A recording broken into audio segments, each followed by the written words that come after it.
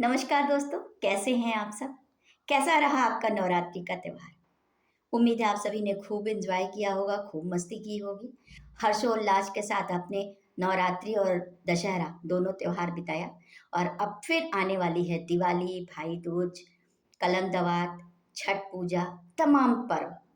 तो मैं त्योहारों से संबंधित एक बात कहना चाहती हूँ, खास करके माता-पिता से, कि सभी घरों में त्योहारों की तैयारी तो होती है। खूब धूम-धाम से हर्षोल्लास के साथ हम त्योहार मनाते हैं, नए कपड़े खरीदते हैं, नई मिठाइयाँ होती हैं, तरह-तरह के पकवान होते हैं, खाना-पीना सब होता है। लेकिन साथ ही साथ पहले के समय में ये था, दादी-नानी थीं, तो वो कहानियाँ सुनाती थी त्योहारों की। तो मैं चाहती हूँ कि आप सभी भी अपने बच्चों के साथ बैठें, त्योहार की जो तैयारी करें, उसके साथ-साथ त्योहारों की रूपरेखा के साथ-साथ उसकी क्या परंपरा है, क्या कथाएँ हैं, क्या किंवदंतियाँ हैं, इनके बारे में भी बच्चों को बताया जाए, ताकि बच्चों को थोड़ा-सा अपनी संस्कृति का ज्ञान हो। और कहते हैं ना कि जिस चीज़ के बारे में हमें पता होता है, तो उस काम को करने में और रुचि आती है। अभी पिछले दिनों की कुछ 2-3 दिन पहले की बात है। मैंने अपने एक स्टूडेंट से पूछा कि बेटा दशहरा आप लोगों ने मनाया? Yes ma'am. नवरात्रि का फेस्टिवल कैसा रहा आप लोगों का? मैम बहुत अच्छा। मैंने पूछा कि आपको पता है कि नवरात्रि क्यों मनाते हैं?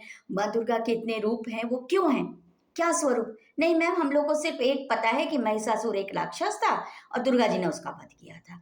कभी किसी ने बताया ही नहीं हमें, तो हमें नहीं पता है। तो मैंने उनको बहुत सारी कहानियाँ बताई, सुनाई। तो तब मुझे ये ख़्याल आया कि आप लोगों से भी बात करनी चाहिए कि तमाम ऐसी चीज़ें हैं जो हमारे बच्चों को नहीं पता है। हम त्योहार मना रहे हैं, बस मना रहे हैं क्योंकि सब मना रहे हैं। लेकिन क्यों मना रहे हैं, इसके पीछे क्या लॉजिक है? देखिए, बहुत सारे हमारे धर्म को बहुत सारी साइंटिफिक रीज़न से भी जोड़ा गया है।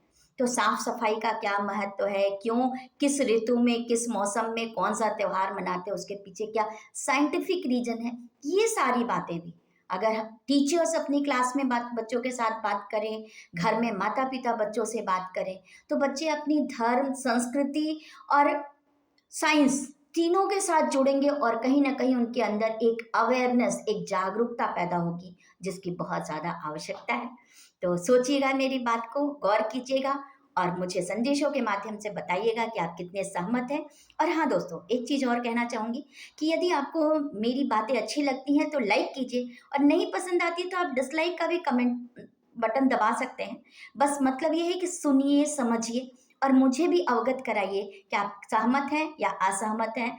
अगला किस विषय पे लिखना चाहिए, किस विषय पे बात करूँ आप लोगों से।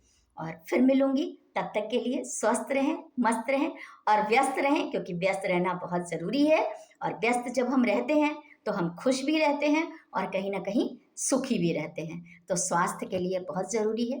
तब तक के लिए विदा लेती हूँ। नमस्कार, ख्याल रखिए।